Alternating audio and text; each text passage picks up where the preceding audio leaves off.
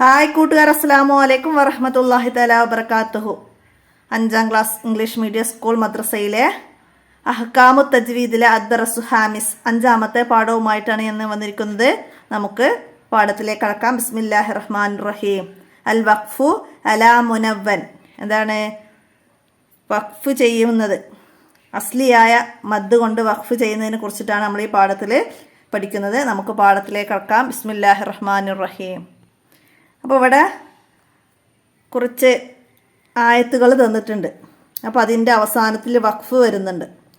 അപ്പോൾ ഇവിടെ വഖഫ് വരുമ്പോൾ ഫത്തഹ് തൻവീനുകൾ വരുന്നിടത്തൊക്കെ അലിഫ് വന്നിട്ടുണ്ട്, അസ്ലിയായ മദ് വന്നിട്ടുണ്ട്. അപ്പോൾ അത് മനസ്സിലാക്കാം നമ്മൾ. അപ്പോൾ എന്താണ് അസ്ലിയായ മദ്? മദ്ദക്ഷരത്തെ ഉച്ചരിക്കാൻ ആവശ്യമായ സമയം മാത്രം നീട്ടലാണ് അസ്ലി നമ്മൾ പഠിച്ചിട്ടുണ്ട്. അപ്പോൾ ഇവിടെ 2 ഹർക്കത്ത്, അതായത് ഒരു അലിഫിൻ്റെ ഖദർ നീട്ടിയാണ് വഖഫ് ചെയ്യേണ്ടത്. അപ്പോൾ അഫൂറ, റഹീമ, ജുസ് ആ രീതിയിലാണ് നമ്മൾ വഖഫ് ചെയ്യേണ്ടത്. അപ്പോൾ നമുക്ക് താഴെയുള്ളതൊന്ന് വായിക്കാം. മുകളിലുള്ള ഉദാഹരണങ്ങൾ ശ്രദ്ധിച്ചില്ലേ? മുകളിലുള്ള ഉദാഹരണങ്ങൾ ശ്രദ്ധിച്ചില്ലേ? അസ്ലിയായ മദ് കൊടുത്താണല്ലോ നാം വഖഫ് ചെയ്തത്. ഇങ്ങനെ ഫതഹ് തൻവീൻ വരുന്ന എല്ലാ പദങ്ങളിലും അസ്ലിയായ മദ് നൽകിയാണ് വഖഫ് ചെയ്യേണ്ടത്. അപ്പോൾ നമ്മൾ പറഞ്ഞില്ലേ, ഫതഹ് തൻവീൻ വരുന്ന എല്ലാ പദങ്ങളിലും അസ്ലിയായ മദ് നൽകിയാണ് വഖഫ് ചെയ്യേണ്ടത്. പഠിക്കുക, മനസ്സിലാക്കട്ടാ. എന്നാൽ ഫതഹ് തൻവീനുള്ള താ മർബൂത്തയിൽ സുക്കൂനുള്ള ഹ ആയിട്ടാണ് വഖഫ് ചെയ്യേണ്ടത്. നമ്മൾ ഹ തഇനീസ് പഠിച്ചിരുന്നു. അപ്പം അത് താ മർബൂത്തയിൽ സുക്കൂനുള്ള ഹ ആയിട്ടാണ് വഖഫ് ചെയ്യേണ്ടത്. മനസ്സിലാക്കുക. നമ്മൾ കഴിഞ്ഞ പാഠത്തിലാണ് അത് പഠിച്ചത്. ഹ തഅനീസ്, താ മർബൂത്ത എന്നൊക്കെ പേര് അല്ലേ, താ മജ്റൂറ, താ മർബൂത്തൊക്കെ പഠിച്ചത്. അപ്പം അത് ഒന്ന് മനസ്സിലാക്കുക. അതായത് ഫതഹ് തൻവീനുള്ള താ മർബൂത്തയിൽ സുക്കൂനുള്ള ഹ ആയിട്ടാണ് വഖഫ് ചെയ്യേണ്ടത്. അപ്പോൾ എക്സാമിന് ഈ പാഠത്തെക്കുറിച്ചിട്ട് അൽ വഖ്ഫു അലാ മുനവ്വൻ 5 വരിയിൽ കുറയാതെ എഴുതാന്ന് പറഞ്ഞിട്ട് ചോദ്യം വരാം. അപ്പോൾ ഈ ഭാഗം മനസ്സിലാക്കിയിട്ട് എഴുതുക വേണ്ട. നമുക്ക് ഉദാഹരണങ്ങളൊക്കെ എഴുതക്കാം. റഹീമ, അഫൂറ, ജുസ് എന്നൊക്കെ ചേർത്ത് നമുക്കത് 5 വരിയിൽ കുറയാത്ത രീതിയിൽ എഴുതാം. അപ്പോൾ ഇവിടെ താഴെ എന്താ പറയുന്നത്? ഉദാഹരണം നോക്കാം. ലാ തസ്മൗ ഫീഹാ ലാഇയ. ഇവിടെ താ ഫതഹ് തൻവീനുള്ള താ വന്നിട്ടുണ്ട്. അപ്പോൾ ഇവിടെ ലാഇയ ഹ ആയിട്ടാണ്, സുക്കൂനുള്ള ഹ ആയിട്ടാണ് നമ്മൾ വഖഫ് ചെയ്തത്. ഇവിടെ താ വന്നത്. അപ്പോൾ അവിടെ സുക്കൂനുള്ള ഹ ആയിട്ട് തുക്കാ മനസ്സിലാക്കുക. അപ്പോൾ പിന്നെന്താ അവിടെ പറയുന്നത്? സവാ അൻ മാ അൻ പോലെ ഹംസയുടെ മുമ്പ്, ഹംസ ഇവിടെ തൻവീൻ, ഫതഹ് തൻവീൻ വന്ന ഹംസ വന്നു. ഇവിടെയും ഫതഹ് തൻവീൻ വന്ന ഹംസ വന്നു. എന്നാൽ ഹംസയുടെ മുമ്പ് അലിഫുള്ള പദങ്ങളാണ് വന്നത്. മാ എന്നതിനെ നീട്ടാൻ അലിഫ്, സവാ എന്നതിനെ നീട്ടാനും അലിഫ് വന്നു. അപ്പോൾ ഇങ്ങനെ ഹംസയുടെ മുമ്പ് അലിഫുള്ള പദങ്ങളിൽ ഹംസക്കു ശേഷം അലിഫ് എഴുതാറില്ല. അപ്പോൾ ഇവിടെ സവാ ആ, മാ ആ എന്ന് അലിഫ് ഉണ്ടാവില്ല. എന്നാൽ നമ്മൾ അസ്ലിയായ മദ് നൽകിയാണ് അവിടെയും വഖഫ് ചെയ്യേണ്ടത്. മനസ്സിലാക്കുക. അപ്പോൾ സവാ അം മാ അം പോലെ ഹംസയുടെ മുമ്പ് അലിഫുള്ള പദങ്ങളിൽ ഹംസക്കു ശേഷം അലിഫ് എഴുതാറില്ല. ഇവിടെയും 2 ഹർക്കത്തിൻ്റെ ഖദർ, ഒരു അലിഫ് നീട്ടിയാണ് വഖഫ് ചെയ്യേണ്ടത്. മനസ്സിലാക്കട്ടോ. ഇവിടെയും സവാ അൻ എന്നതിൽ വഖഫ് ചെയ്യുമ്പോൾ ശ്രദ്ധിക്കേണ്ട കാര്യം എന്ത്? ചോദ്യം വരാറുണ്ട്. അപ്പോൾ എന്താണ്? ഹംസയുടെ മുമ്പ് അലിഫ് ഉള്ള പദങ്ങളിൽ ഹംസക്ക് ശേഷം അലിഫ് എഴുതാറില്ല. എന്നാലും ഇവിടെ 2 ഹർക്കത്തിൻ്റെ ഖദർ നീട്ടിയാണ് വഖഫ് ചെയ്യേണ്ടത്. മനസ്സിലാക്കി പഠിക്കുക. ഇവിടെ കുറച്ച് ഉദാഹരണങ്ങളൊക്കെ തന്നിട്ടുണ്ട്. അതിലൊക്കെ നോക്കുക. ബിനാ അൻ എന്നുള്ളത് നമ്മൾ അവിടെ വഖഫ് ചെയ്യുമ്പോൾ ബിനാ ആ, അഴുതാ ആ, വനിസ ആ, മാ ആ, ദുആ ആ, സവാ ആ, അപ്പോൾ ഇവിടെയൊക്കെ അസ്ലിയായ മദ് നൽകിയാണ് വഖഫ് ചെയ്യേണ്ടത്. അപ്പോൾ ഉദാഹരണമാണ് നമുക്കത് മനസ്സിലാക്കി തന്നത്. അപ്പോൾ അതൊക്കെ എല്ലാവരും നന്നായി മനസ്സിലാക്കി പാരായണം ചെയ്യാം. എന്നാൽ ജുസ് ദിഫ് പോലെയുള്ളതിൽ ഹംസക്ക് ശേഷം അലിഫ് എഴുതാറുണ്ട്. ഇങ്ങനെ ജുസ് ദിഫ് പോലുള്ളതിൽ ഹംസക്ക് ശേഷം അലിഫ് എഴുതാറുണ്ട്. അപ്പോൾ അത് മനസ്സിലാക്കട്ടോ.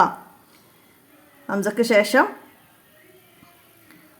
അലിഫ് എഴുതാത്ത പദങ്ങളിൽ പ്രത്യേകത എന്താണ്? ഹംസക്ക് മുമ്പ് അലിഫ് വന്നിട്ടുണ്ട്. മാ ആ എന്നതിൽ ഇവിടെ അലിഫ് വന്നിട്ടുണ്ട്. എന്നാൽ ഇവിടെ ജുസ് എന്നതിൽ ഇവിടെ അലിഫ് ഇല്ല. ഹംസക്ക് ശേഷമാണ് അലിഫ് എഴുതിയത്. അപ്പോൾ അത് മനസ്സിലാക്കണം കേട്ടോ. ദിഫ് അപ്പോൾ ഇവിടെ ചോദ്യം വന്നാലോ ജുസ് ദിഫ് പോലുള്ളതിൽ ഹംസക്ക് ശേഷം അലിഫ് എഴുതാറുണ്ട്. കാരണം എന്താണ്? ഹംസക്ക് മുമ്പുള്ള പദങ്ങളിൽ അലിഫ് എഴുതാത്തത് കൊണ്ടാണ് ഹംസക്ക് ശേഷം അലിഫ് എഴുതിയത്. അപ്പോൾ ആ രീതിയിൽ നമുക്ക് മനസ്സിലാക്കി വെക്കാം. അപ്പോൾ ഇവിടെ അതിൻ്റെ ഉദാഹരണമാണ് ഇവിടെ തന്നത് ജുസ് അപ്പോൾ ജുസ് എന്ന് ഖുർആനിൽ വന്ന ഒരായത്താണ് ഇവിടെ നമുക്ക് മനസ്സിലാക്കി തന്നത്. മനസ്സിലാക്കുക. ഇനി ഇവിടെ തഹസീസ് എന്താ വന്നത്? നക്ര സൂറത്ത് ഇബ്രാഹിം ഓതുക 34-ാമത്തെ ആയത്ത് മുതൽ 52-ാമത്തെ ആയത്ത് വരെ. തജ്വീദ് നിയമപ്രകാരം അത് ഓതാനാണ്. അപ്പോൾ ഇവിടെ പഠിച്ച നമ്മളിപ്പോൾ അസ്ലിയായ മദ്ദിൽ വഖഫ് ചെയ്യുന്നതൊക്കെ അതിൽ മനസ്സിലാക്കുക. നമ്മൾ മുമ്പ് പഠിച്ച തജ്വീദ് നിയമങ്ങളൊക്കെ. പിന്നെ എന്താണ്? നഹ്ഫദ് സൂറത്ത് യാസീൻ മനപ്പാടാക്കാൻ 21-ാമത്തെ ആയത്ത് മുതൽ 25-ാമത്തെ ആയത്ത് വരെ, 21 മുതൽ 25 വരെ യാസീനും കാണാതെ പഠിക്കുക. പിന്നെ അതാത് റാത്തീബ് നമുക്ക് പാഠത്തിൻ്റെ അവസാനത്തിലുണ്ട്. അപ്പോൾ അതിൽ നിന്നും നിങ്ങൾ മനസ്സിലാക്കി ഓരോ പാഠത്തിൻ്റെയും കൂടെ നമുക്ക് കഴിയുന്ന രീതിയിൽ മനസ്സിലാക്കി ഹിഫ്ലാക്കി വരിക. ഇനി നമുക്കിതിൻ്റെ തദ്രിബാത്ത് നോക്കാം. നുജുബ് ചോദ്യങ്ങൾക്ക് ഉത്തരം എഴുതാനാണ്. ഫത്ഹ് തൻവീനിൽ വഖഫ് ചെയ്യുമ്പോൾ എത്ര ഹർക്കത്തിൻ്റെ കതിർ നീട്ടണം? എത്ര ഹർക്കത്തിൻ്റെ ആണ്? 2 ഹർക്കത്തിൻ്റെ കതിർ നീട്ടണം. ഇവിടെ അടയാളപ്പെടുത്തിയേക്കുക 2 ഹർക്കത്തിൻ്റെ കതിർ. അത് എഴുതുക. അടുത്ത ചോദ്യം എന്താ? ഹംസയുടെ മുമ്പ് അലിഫ് ഉള്ള പദങ്ങൾ എഴുതുമ്പോഴുള്ള പ്രത്യേകത എന്ത്? നമുക്ക് ഇവിടുന്ന് മനസ്സിലാക്കിയത് എന്ത്? ഹംസയുടെ മുമ്പ് അലിഫുള്ള പദങ്ങളിൽ ഹംസക്ക് ശേഷം അലിഫ് എഴുതാറില്ല.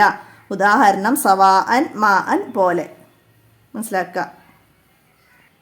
അപ്പോൾ ഇവിടെ താഴെ എന്താണ് നമ്മളിപ്പോൾ പറഞ്ഞ വഖഫ് ചെയ്യുമ്പോൾ അസ്ലിയായ മദ്ദിൽ വഖഫ് ചെയ്യുന്നത് സ്ഥലങ്ങളൊക്കെ മനസ്സിലാക്കി അണ്ടർലൈൻ നമുക്ക് അണ്ടർലൈൻ ചെയ്യാം. എന്താണ് ഇതാ?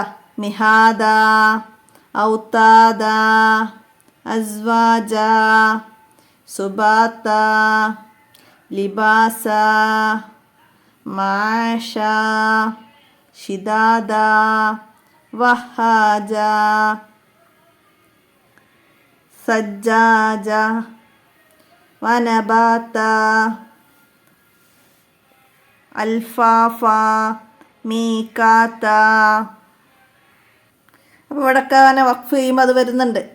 അപ്പോൾ അതൊക്കെ മനസ്സിലാക്കുക, എല്ലാം മനസ്സിലാക്കുക. എന്നിട്ട് ഇവിടെ നമ്മൾ അങ്ങനെ അസ്ലിയായ മദ് കൊണ്ട് വഖഫ് ചെയ്യുന്നത് ഉദാഹരണങ്ങൾ നമ്മളിവിടെ കണ്ടു. അപ്പോൾ അതൊക്കെ ഇവിടേക്ക് എടുത്തെഴുതാനാണ്.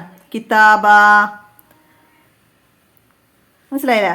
അപ്പോൾ ആ രീതിയിൽ ഇല്ല അസാബ അതൊക്കെ നമുക്ക് ഇവിടേക്ക് അങ്ങനെ എഴുതി കൊടുക്കാം. മനസ്സിലായില്ല? അപ്പോൾ ഉദാഹരണമൊക്കെ അത് അങ്ങനെ എഴുതിയിട്ട് കംപ്ലീറ്റ് ആക്കുക. അപ്പോൾ ഈ അടയാളപ്പെടുത്തിയതാണ് നമ്മൾ മനസ്സിലാക്കുക. എന്നിട്ട് ഇവിടെയൊക്കെ എഴുതുക. അപ്പോൾ ഇത്രയാണ് ഈ പാഠത്തിൽ നിങ്ങൾക്ക് വർക്ക്. കൂടുതലായിട്ട് മനസ്സിലാക്കാനൊന്നുമില്ല. എന്തുകൊണ്ടാണ് അങ്ങനെ വന്നത്, എന്താണ് വരുന്നത്? സവാഅൻ മാഅൻ പോലുള്ളതിൽ ഹംസയുടെ മുമ്പ് അലിഫ് ഉള്ള പദങ്ങളിൽ ഹംസക്ക് ശേഷം അലിഫ് എഴുതാറില്ല. എന്നാൽ ജുസ്അൻ ദിഫ്അൻ പോലുള്ളതിൽ ഹംസക്ക് മുമ്പ് അലിഫില്ല, അതുകൊണ്ട് ഹംസക്ക് ശേഷം അലിഫ് എഴുതി. അപ്പോൾ ആ രീതിയിൽ ഇത് മനസ്സിലാക്കുക. പിന്നെ ഫതഹ് തൻവീൻ വരുന്ന താ മർബൂത്തയിൽ സുക്കൂനുള്ള ഹ ആയിട്ടാണ് വഖഫ് ചെയ്യേണ്ടത്. അപ്പോൾ അത് പാഠം നന്നായി മനസ്സിലാക്കുക. 5 വരെ കുറയാതെ എഴുതാൻ വരുന്ന ഒരു പാഠമായിട്ട് നമുക്കിതിനെ മനസ്സിലാക്കി പഠിക്കാം. അപ്പോൾ ഇത്രയാണ് ഇന്നത്തെ പാഠഭാഗം. എല്ലാവരും ഉപകാരപ്പെടുത്തുക. കൂട്ടുകാർക്കൊക്കെ വീഡിയോ ഷെയർ ചെയ്തെടുക്കുക. അസ്സലാമു അലൈക്കും വറഹ്മത്തുള്ളാഹി വബറകാതുഹു.